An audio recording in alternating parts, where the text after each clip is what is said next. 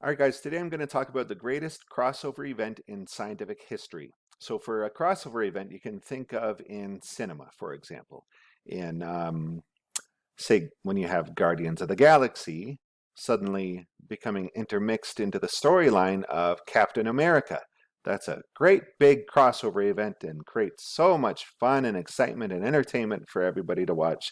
And it's just all very amazing to see how the narratives and the storylines can be worked together to do that.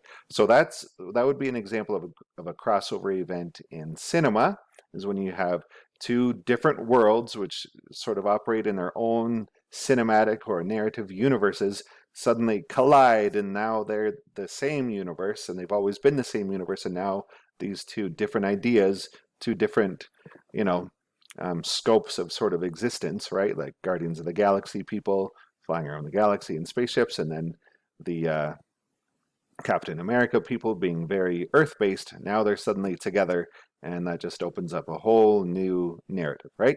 So we have a crossover event in scientific history that just happened, and it is the greatest crossover event which has possibly ever happened. It'll blow your mind. It's crazy and insane and amazing.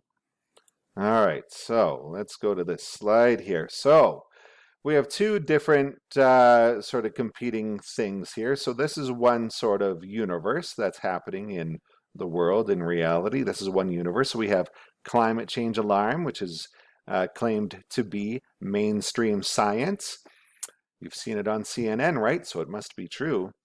So you have climate change alarm being presented as mainstream science, and then you have this universe um, where you have climate rationalism, but it's actually called science denial. So the climate change alarmists call climate rationalism science denial. So you have the climate deniers, or the so-called climate change skeptics, the so-called deniers of climate. Doesn't mean anything. What does that what does that mean? You deny the climate or something? It's so stupid.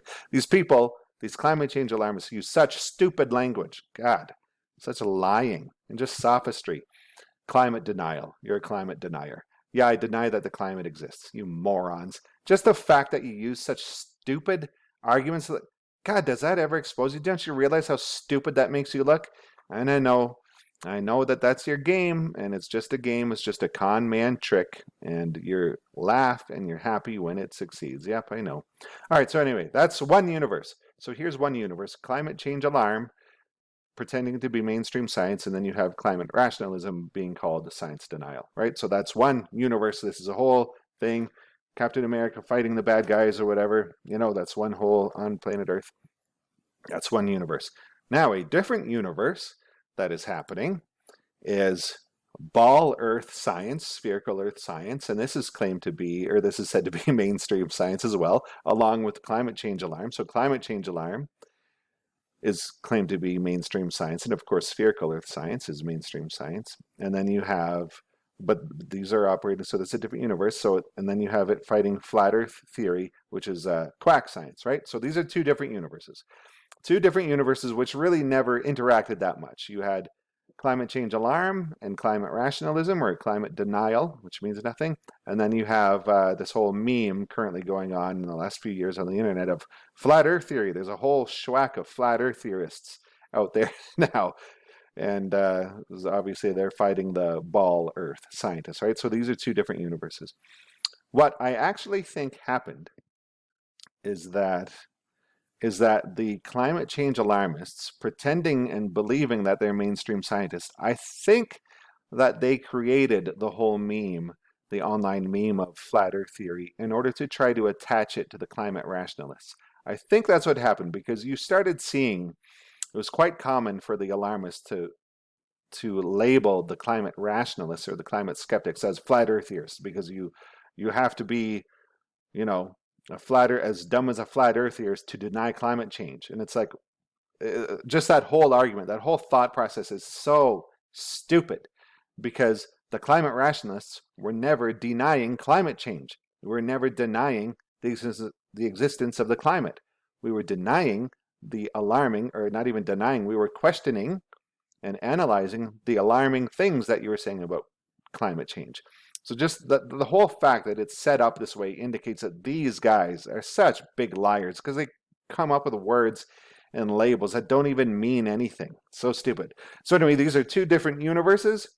And so two different universes of the flat earth theorists versus the ball earth theorists, mainstream science. And then the climate change alarmists claiming to be mainstream science, and then the climate skepticism or climate rationalism, climate change alarm skepticism, which is really climate rationalism, but is called science denial. All right, so what has happened? Let's look at the foundation of climate physics. Here it is. You guys have seen this video or this slide before. Here's climate physics. Look at all these diagrams. And here's a bunch of references which I could go to show you that they all show the exact same thing and say the exact same thing as where these diagrams came from. All these mainstream science universities. Oh, they're so prestigious, and the people who go to the general science meetings, wow, they must feel very proud of themselves and very important because they're going to a meeting with other scientists. And boy, that makes you feel important, doesn't it? You must know what you're talking about, right? So here's all these diagrams. This is the basic of climate. This is the basis of climate theory. Even the whole, like, even forgetting about climate alarmism, the field of climate science itself is based on these diagrams. This is where climate science comes from, let alone alarmism certainly comes from all this. But even climate science is now based on these diagrams. So what these diagrams are called the greenhouse effect. They are their greenhouse effect, which is the basis of climate alarm, certainly, and certainly plays a central role in the field of climate science and climate physics itself. So these diagrams are the greenhouse effect of climate theory, of climate physics, of climate science, of climate alarm. These are the greenhouse effect. That's what these diagrams are. This is how the greenhouse effect is derived. The numbers and the mathematics inside here is how they're derived. All right, that's the basis of climate physics. And what are we going to see next? That basis of climate physics is, in fact, wait for it, here's the crossover, flat earth theory. The basis of climate physics and climate alarm, certainly, is flat earth theory. What are those diagrams doing? They're taking input sunshine and they're spreading the input sunshine over the entire surface area of the Earth at once. And doing that is mathematically equivalent to flat Earth theory, which is why those diagrams are actually literally drawn in their own textbooks and at their own at the universities as flat lines, which are flat Earths. Their process, this greenhouse effect diagram here, which is the basis of climate theory, climate physics, currently in mainstream academia, and is certainly the basis of climate alarm. Guys, why don't you look? Why can't you just say that this is a flat line? Why can't you say that? Any rationalist can say that. Any skeptic can say that. Any rationalist can say this is a flat line. But you know who can't say that, even though it's right there? The climate alarmists, because they dare not say that. Because if they ever said that, it would be an acknowledgement, an implicit acknowledgement that this is in fact flat earth theory. Right? So, yeah, so what they're doing is spreading incoming sunshine over the entire surface area of the Earth at once. So let's just look at something that somebody said to me here, just for reference. So somebody had responded to me, I'm done with this, it's ridiculous, you're not part of this serious climate debate. So this was from a physicist that I know personally, and he was responding to me and saying, oh no, this isn't flat Earth theory, because I'm referring to this mathematics here where they divide by 4. This divide by 4, taking the input sunshine and dividing it by 4, what that's doing is spreading sunshine over the entire surface area of the Earth at once, which, as I say, and I have explained in my previous videos, is equivalent to flat Earth theory, which is why it's drawn as flat Earth theory, right? So then this physicist said to me, he said, no, that's not flat Earth theory. The divide by 4, the factor of 4 dividing by 4, is just spreading the incoming sunshine over the entire surface to average it out. So I responded and I said, yes, I know that that's what that factor of 4 is doing. That is exactly what I have written about, and exactly was what my video was about that he was referring to. And so I said, this is via an email discussion with him. So I said, let me ask you a question. Now that you have acknowledged that that's what that factor of 4 is, that factor of 4 is for dividing and spreading incoming sunshine over the entire surface area of the Earth at once. Now that you have said that that's what it is, and because that is what I have also said it is, now that we have mutual agreement on that, let me ask you this question.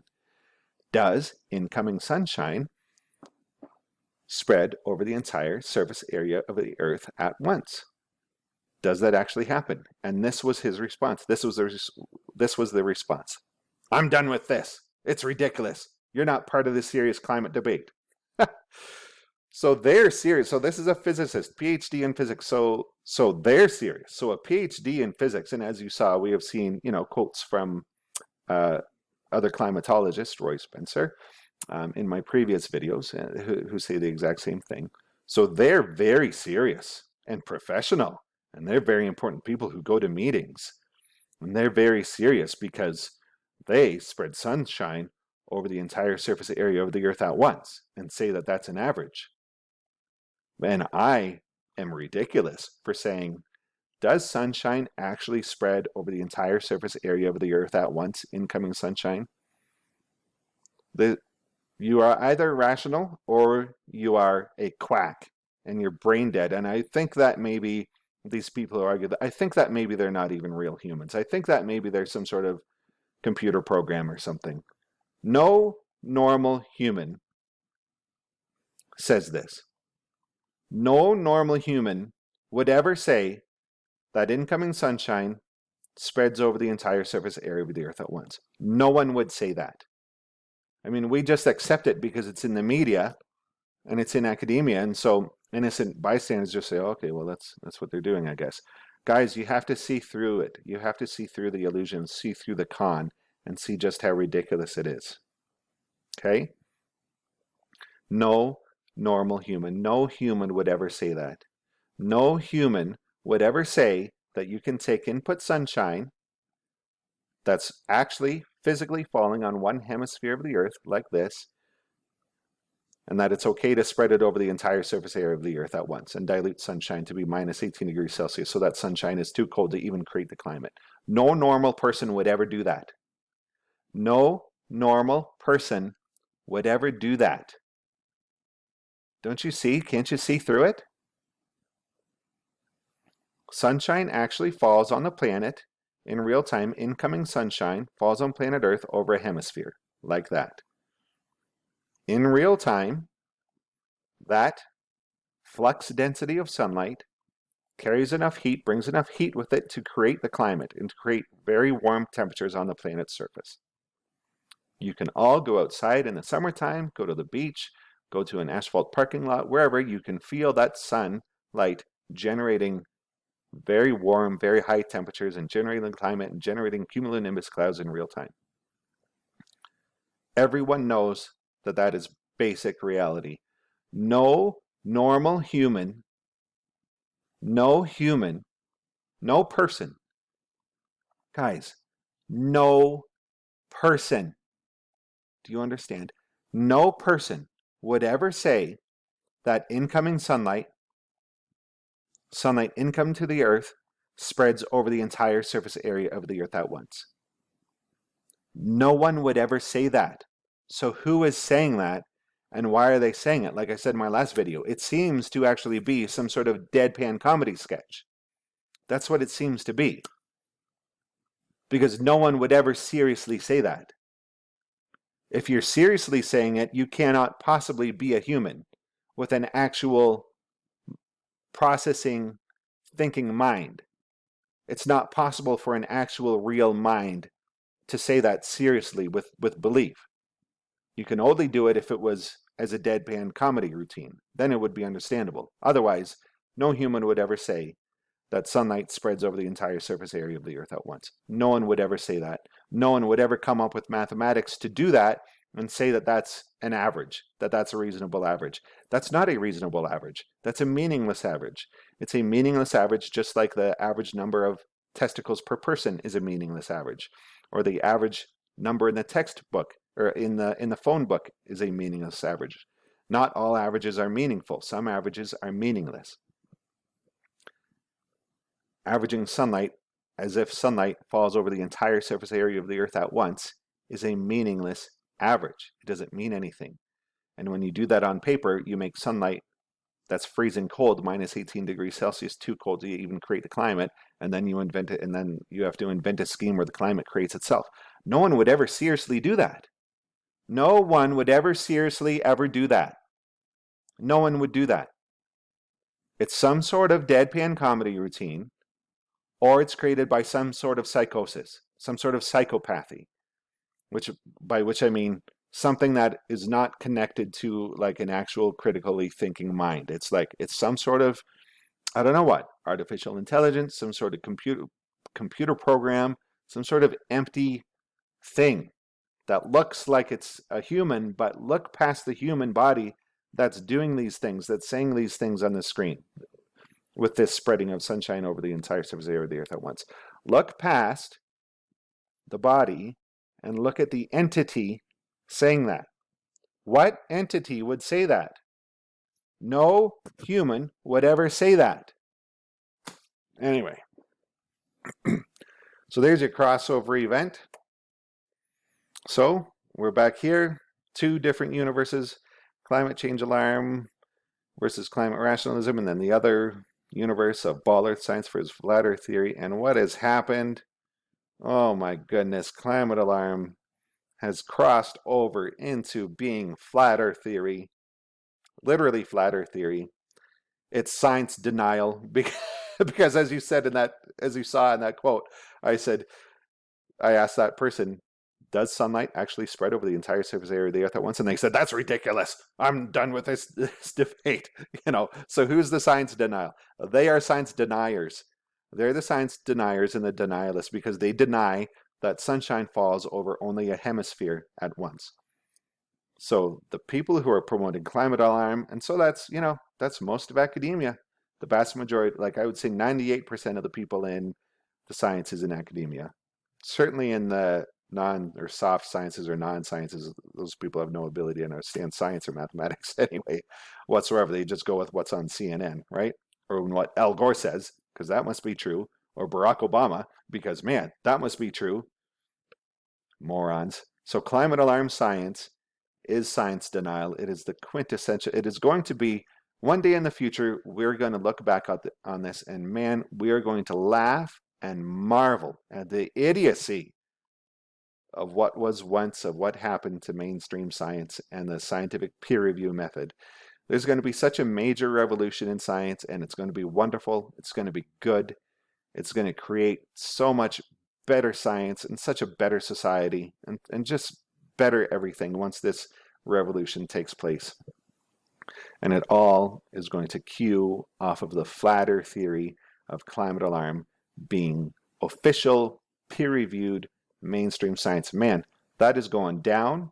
It's going to crash and burn, and it's going to be done and good riddance because for it to have allowed this demonstrates that it ain't all it's cracked up to be. It's quack science, literal quack science, literal flat earth theory. It is science denial. Obviously, climate rationalism is actual science, and it is based on spherical Earth. We accept that the Earth is spherical, and it's mentally healthy. It's not quackery. It's mentally healthy, right? It's what normal people do. Normal healthy people say, but does sunshine really spread over the entire surface area of the Earth at once? That's a very mentally healthy thing to ask. It's a very psychotic thing to respond with, this is ridiculous. That's not a serious question in the climate debate. I mean, what? I mean, this is either psychopathy or just the best deadpan comedy routine that has ever been done in all time. I mean, it's great.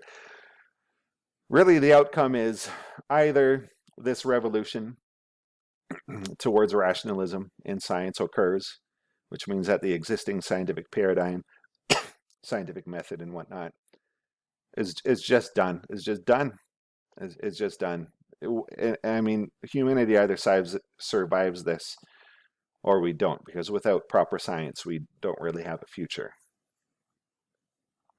So proper science in the future means that a revolution will occur, hopefully soon, when science is exposed for what it has done with climate alarm through mainstream academia, through its science denial, mainstream science being actually the vector of science and critical thinking and rationalism denial, and actually being the vector of flat earth theory and quack science. It's going to be amazing when it happens. I hope I'm around to see it. I hope it happens soon, because we actually have a replacement already. We actually have a replacement ready to go, and it's so much better than what we already have, and we are going to do so much more. It's going to be amazing. We have a replacement ready to go. I'm not going to talk about what it is here because I've already talked long enough in this video, but I'll just say we have a replacement for this fraud of the current scientific method and scientific academia.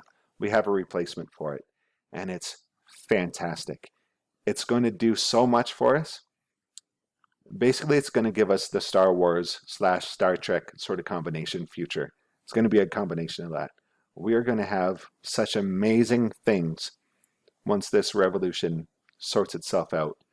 And the thinkers in society, the people capable of thinking mathematically, are put on this new rational vector, this rational pathway to the future. That's a whole different subject, and you probably wonder what I'm talking about. Maybe some of you do know what I'm talking about. Maybe in a future video I'll get into it. Anyway, I think this was sufficient for the greatest crossover event in scientific history. The crossover is that, of course, everything I've said, climate alarm is actually flat earth theory, which is hilarious. Okay, guys, that's sufficient, and have a good